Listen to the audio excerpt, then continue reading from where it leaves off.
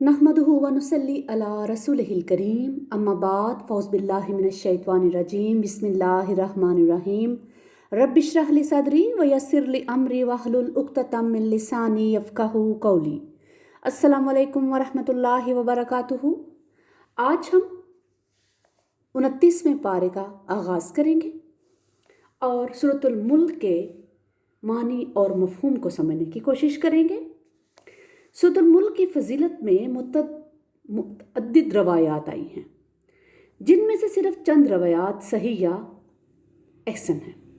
एक में नबी पाक सल्लल्लाहु अलैहि वसल्लम ने फरमाया, अल्लाह की किताब में एक सूरत है जिसमें 30 आयात हैं। ये आदमी की सिफारिश करेगी यहाँ तक कि उसको बख्श दिया जाएगा। इसको तिर्मिज़ी, अबी दाऊद, इब्न माजा और मस्नद अहमद ने रवायत किया है। दूसरी रवायत में है कि कुरान मजीद में एक सूरत है जो अपने पढ़ने वाले की तरफ से लड़ेगी हत्ता कि उसे जन्नत में दाखिल करवाएगी। इसी तरह सुनन तिर्मिज़ी की एक रवायत में ये भी बयान किया गया है कि रसूलुल्लाह सल्लल्लाहु अलैहि वसल्लम रात को सोने से पहले सूरत अलिफ लाम मीम सजदा और सूरह मुल्क ज़रूर पढ़ते थे।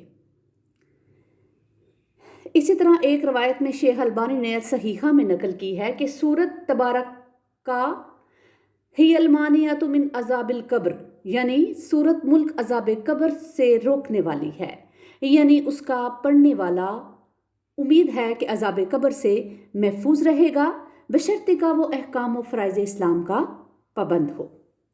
तो अल्लाह ताला हमें सूरत मुल्क रात सोने से पहले पढ़ने की और कुरान पाक पर अमल करने की तौफीक अता फरमाए।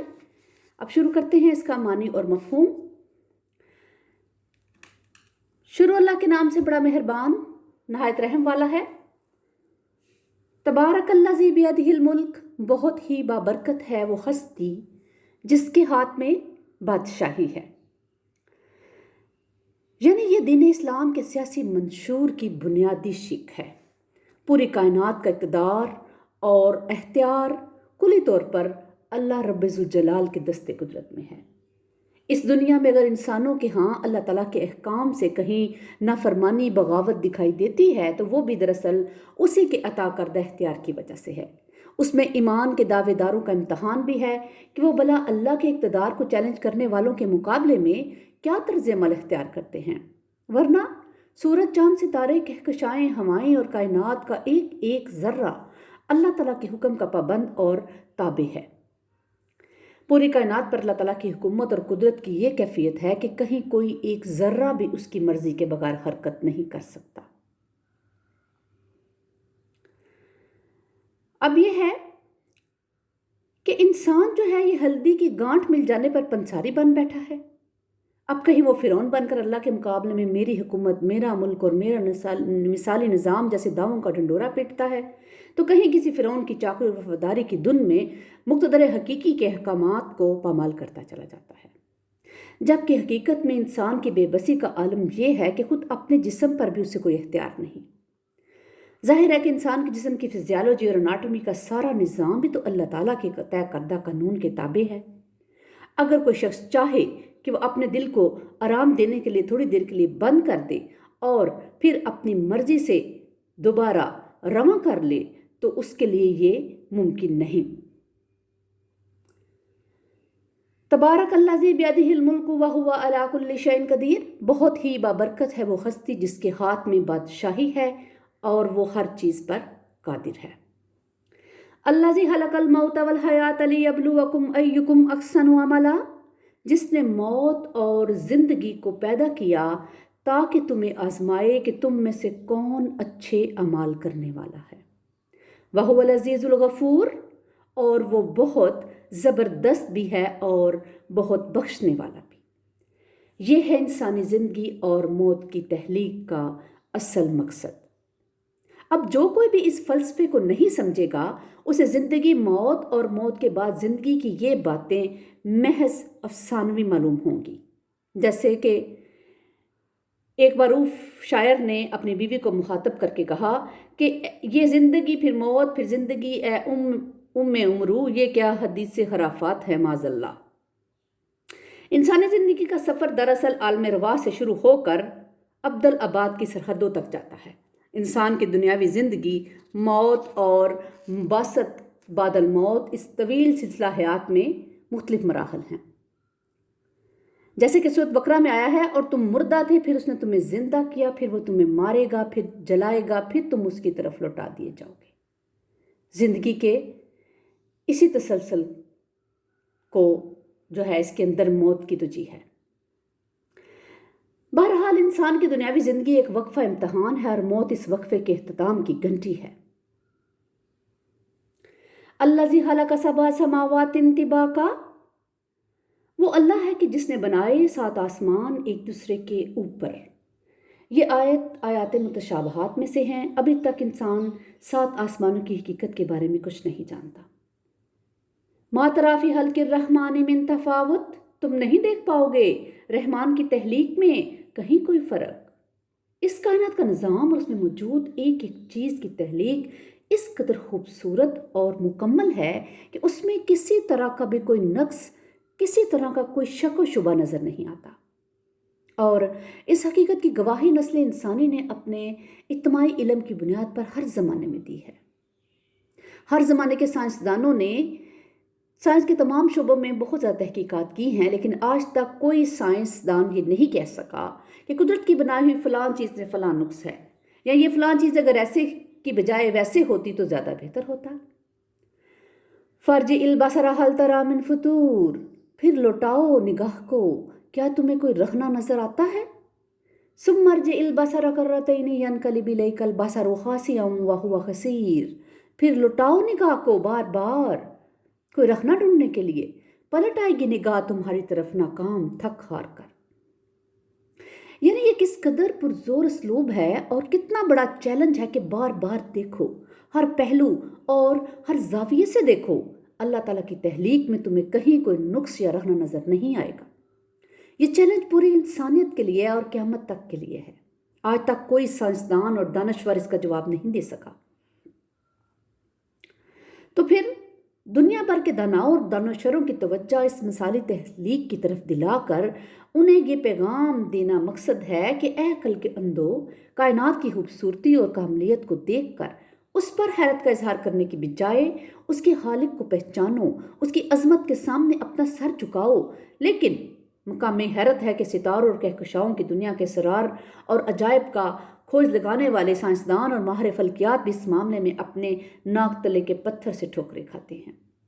ان لوگوں نے اپنی تحقیقات کے دوران بہت کچھ دریافت بھی کیا اور بہت کچھ دیکھا بھی، لیکن اس ساری چھان بین میں انہیں اگر نہیں نظر آیا تو اس کائنات کا خالق نظر نہیں آیا۔ علامہ اقبال نے اس سلسلے میں فرمایا ہے، ڈھونڈنے والا ستاروں کی گزرگاہوں کا اپنے افکار کی دنیا میں سفر کر نہ سکا۔ وَلَقَدْ زَيَّنَا السَّمَاءَ الدُّنْيَا بِمَصَابِيحَ وَجَعَلْنَاهَا رُجُومًا لِلشَّيَاطِينِ، اور ہم نے سب سے قریبی آسمان کو سجا دیا ہے چراغوں سے، اور ان کو بنا دیا ہے ہم نے شیاطین کو نشانہ بنانے کا ذریعہ۔ یعنی زمین سے قریب ترین آسمان کو ستاروں سے سجا دیا ہے اللہ نے، اور ان ستاروں میں ایسے میزائل نصب کر دیے ہیں جو غیب کی خبروں کی ٹو میں عالم بالا کی طرف جانے والے شیاطین جن کو نشانہ بناتے ہیں۔ وَأَعْتَدْنَا لَهُمْ عَذَابَ السَّعِيرِ، اور ان کے لیے ہم نے تیار کر رکھا ہے جلا دینے والا عذاب۔ وَلِلَّذِينَ كَفَرُوا بِرَبِّهِمْ عَذَابُ جَهَنَّمَ وَبِئْسَ الْمَصِيرُ، اور جو لوگ اپنے رب کا انکار کرتے ہیں، کفر کرتے ہیں، ان کے لیے جہنم کا عذاب ہے اور وہ بہت ہی برا ٹھکانہ ہے۔ اللہم انا نعوذ بک من عذاب جہنم اذا القوا فیہا سمعوا لہا شہیقا وہی تفور، جب وہ اس میں جھونکے جائیں گے تو اسے سنیں گے دھاڑتے ہوئے اور وہ بہت جوش کھا رہی ہوگی۔ یعنی جہنم انہیں دیکھ کر غصے سے دھاڑ رہی ہوگی، جیسے کوئی بھوکا بھیڑیا یا شیر اپنے شکار پر جھٹکتے ہوئے غراتا ہے۔ قرآن پاک میں سورۃ کہف میں جہنم کے غیظ و غضب کی کیفیت یوں بیان ہوئی ہے کہ جس دن کہ ہم پوچھیں گے جہنم سے کہ کیا تو بھر گئی ہے، اور وہ کہے گی کیا کچھ اور بھی ہے۔ استغفر اللہ استغفر اللہ۔ تکاد تمیز من الغیظ، قریب ہوگا کہ وہ غصے سے پھٹ جائے، یعنی اسے ایسے معلوم ہوگا کہ اب بھی شدت غضب سے پھٹ پڑے گی۔ कुल्लमा उल्किया फीहा फौजुन सालहुम खज़नतुहा अलम यातिकुम नज़ीर। जब भी डाला जाएगा उसमें किसी एक ग्रोह को तो उसके दरोगा उनसे पूछेंगे, क्या तुम्हारे पास कोई खबरदार करने वाला नहीं आया था? क़यामत के दिन हर कौम का अलग-अलग हिसाब होगा, जैसे कि सूरत नमल की इस आयत से जाहिर है। और ज़रा तसव्वुर करो उस दिन का जिस दिन हम जमा करेंगे हर उम्मत में से एक फ़ौज उन लोगों में से जो हमारी आयात को जुटलाया करते थे, फिर उनकी दर्जाबंदी की जाएगी। गोया जैसे जैसे हिसाब होता जाएगा उसी तरतीब से हर कौम के मुजरमीन को जहन्नुम की तरफ ले जाया जाएगा। हर ग्रोह के पहुंचने पर जहन्नुम पर मुतय्यन फरिश्ते, उनके दरोगा, उनसे सवाल करेंगे कि क्या अल्लाह ताला की तरफ से तुम्हारे पास कोई खबरदार करने वाला नहीं आया था? कालू बला कद जाअना नज़ीर। वो कहेंगे, क्यों नहीं, हमारे पास खबरदार करने वाला आया था। फ़कज़्ज़बना, लेकिन हमने उसे जुटला दिया। वकुलना मा नज़्ज़लल्लाहु मिन शै, और हमने कहा कि अल्लाह ने कोई शय नहीं उतारी। यानी हमने अपने रसूलों से कहा था कि अल्लाह ताला ने तुम्हारी तरफ कोई किताब वगैरह नहीं भेजी, बल्कि हमने तो उन्हें यहाँ तक कह दिया था कि तुम तो खुली गुमराही में मुब्तला हो गए हो। इन अंतुम इल्ला फी ज़लालिन कबीर, तुम तो खुली गुमराही में मुब्तला हो गए हो। वकालू लौ कुन्ना नस्मउ औ नाकिलु मा कुन्ना फी अस्हाबिस सईर, और वो कहेंगे कि अगर हम सुनते और अकल से काम लेते तो हम ना होते इन जहन्नम वालों में से। इस आयत में अंबिया और रसूल अलैहिस्सलाम की तकज़ीब करने वालों के असल गुनाह की निशानदही कर दी गई है। इस एतबार से कुरान मजीद का ये मुकाम खसूसी अहमियत का हामिल है। ऐसे तमाम लोगों का बुनियादी और असल जुर्म ये था कि उन्होंने अपने पैगंबरों की दावत को अनसुना कर दिया था। उस दावत पर उन्होंने कभी गौर ही नहीं किया और ना ही पैगंबरों की बातों को कभी अकल की कसौटी पर परखने की जहमत गवारा की। ज़ाहिर है कि अल्लाह ताला ने इंसान को देखने, सुनने, समझने वगैरह की सलाहियतें तो इसीलिए दी हैं कि वो इन सलाहियतों को काम में लाए और अपने नफ़ा और नुकसान के हवाले से दुरुस्त फैसले करे। इसी बुनियाद पर आखिरत में इंसान की इन तमाम सलाहियतों का हिसाब होगा। सूरत बनी इसराइल में अल्लाह पाक फरमाता है, यकीनन समाअत, बसारत और अकल सभी के बारे में बाज़पुरस की जाएगी।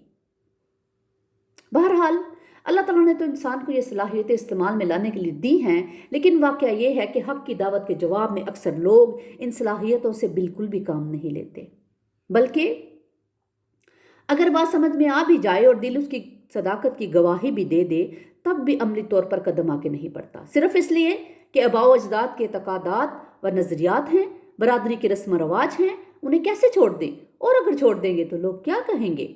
इसी नौयत की एक मजबूरी ये भी है कि पुराने मसलक से रूगर्दानी भला क्यों कर मुमकिन है कि इतने अरसे से इस जमात में है, अब यकदम इससे कैसे बेवफाई कर दे। फ़ातरफ़ू बिज़म्बिहिम फ़सुहक़न लिअस्हाबिस सईर, बस वो अपने असल गुनाह का इतराफ़ कर लेंगे, बस फटकार है जहन्नमी लोगों के लिए। अब आगे अहले जन्नत का तज़किरा आ रहा है। इन्नल्लज़ीना यख़शौना रब्बहुम बिलग़ैब लहुम मग़फ़िरतुम व अज्रुन कबीर, बेशक वो लोग जो अपने रब से डरते हैं गैब में रहते हुए, उनके लिए मग़फ़िरत भी है और बहुत बड़ा अजर भी। व अस्सिर्रु क़ौलकुम अव इजहरू बिह, और चाहे तुम अपनी बात को छुपा कर बयान करो या बुलंद आवाज़ से बयान करो, यानी वो उसको जानता है। इन्नहु अलीमुम बिज़ातिस सुदूर, वो तो उससे भी वाकिफ़ है जो तुम्हारे सीनों के अंदर छुपी है। अला यालमु मन खलक़, क्या वही ना जानेगा जिसने पैदा किया है। ये आयत जो है वो अपने मज़मून के एतबार से बहुत ज़्यादा अहमियत की हामिल है। यानी हम में से जिन लोगों को अल्लाह ताला ने दावत का फ़रीज़ा अदा करने की तौफ़ीक दी है, उन्हें ऐसी आयात अज़बर होनी चाहिए। एक शख्स ने अगर घड़ी बनाई है तो ज़ाहिर है इससे बढ़कर भला और कौन इस घड़ी के बारे में जान सकता है, उसके फंक्शंस के बारे में जान सकता है, उसकी बुराइयों और खूबियों के बारे में जान सकता है। चुनांचे अल्लाह ताला जो इंसान का खालिक है, उससे उसके ज़ाहिर और बातन का कोई पहलू भला कैसे छुपा हुआ रह सकता है। वहुवल लतीफ़ुल खबीर, और वो बहुत बारीक बीन और हर शय की खबर रखने वाला है। हुवल्लज़ी जअल लकुमुल अर्ज़ ज़लूला, हुवल्लज़ी जअल लकुमुल अर्ज़ ज़लूलन फमशू फ़ी मनाकिबिहा, वही है जिसने तुम्हारे लिए बना दिया है ज़मीन को पस्त, तो तुम चलो फिरो उसके कंधों के माबैन। यानी उसने ज़मीन को तुम्हारे मातहत और ताबे हुक्म कर रखा है। اور زمین کے کندھوں سے مراد اس کے وہ میدان ہے جو انسان کو بہت وسیع اور کشادہ نظر آتے ہیں۔ جیسے اگر ایک چونٹی اگر ہاتھی کے کندھوں کے درمیان چل رہی ہوگی تو ظاہر ہے اس جگہ کو وہ بہت وسیع میدان سمجھے گی۔ وَكُلُوا مِن رِزْقِهِ وَإِلَيْهِ النُّشُورُ، اور اس کے رزق سے کھاؤ پیو اور اسی کی طرف زندہ ہو کر جانا ہے۔ یعنی یہ بات انسان کو یاد رکھنی چاہیے۔ أَأَمِنْتُم مَّن فِي السَّمَاءِ أَن يُخْسِفَ بِكُمُ الْأَرْضَ فَإِذَا هِيَ تَمُورُ، کیا تم بے خوف ہو گئے ہو اس سے جو آسمان میں ہے کہ وہ تمہیں زمین میں دنسا دے اور وہ یکایک لرزنے لگے؟ یعنی کیا تم اس بات سے ڈرتے نہیں ہو کہ اللہ تعالیٰ کے حکم سے زمین پر زلزلہ آ جائے یا زمین پھٹ جائے اور تم اس کے اندر دنس جاؤ؟ ام امنتم من فی السماء ان یرسل علیکم حاصبا، کیا تم بے خوف ہو گئے ہو اس سے جو آسمان میں ہے کہ وہ تم پر پتھر برسانے والی آندھی بھیج دے؟ فَسَتَعْلَمُونَ كَيْفَ نَذِيرٌ، پھر تمہیں معلوم ہو جائے گا کہ میرا ڈرانا، میرا خبردار کرنا کیسا تھا۔ وَلَقَدْ كَذَّبَ الَّذِينَ مِن قَبْلِهِمْ فَكَيْفَ كَانَ نَكِيرٌ، اور یقیناً ان سے پہلے والوں نے بھی جھٹلایا تھا تو کیسا ہوا میرا عذاب۔ استغفر اللہ استغفر اللہ استغفر اللہ۔ اولم یروا الی الطیر فوقہم صافات ویقبضن، کیا یہ لوگ دیکھتے نہیں پرندوں کو کہ اپنے اوپر کبھی پروں کو پھیلائے ہوئے اور کبھی سمیٹے ہوئے؟ ما یمسکہن الا الرحمن، نہیں روکے ہوئے انہیں کوئی مگر رحمان، یعنی ان کو فضا میں روکنے والی کوئی اور طاقت نہیں ہے، صرف اللہ پاک کی قدرت ہے۔ انہ بکل شیء بصیر، یقیناً وہ ہر چیز کو خوب دیکھنے والا ہے۔ یعنی اس دنیا کی، اس کائنات کی ایک ایک مخلوق اور ایک ایک چیز جو ہے وہ قانون قدرت پر چل رہی ہے اور وہ اللہ ہی کا بنایا ہوا ہے۔ امن ھذا الذی ھو جند لکم ینصرکم من دون الرحمن، بھلا وہ کون ہے جو تمہارا لشکر بن کر تمہاری مدد کرے رحمان کے مقابلے میں؟ ان الکافرون الا فی غرور، نہیں ہے کافر مگر دھوکے میں مبتلا ہیں۔ حقیقت یہ ہے کہ یہ منکرین، یہ کافر صرف دھوکے میں پڑے ہوئے ہیں۔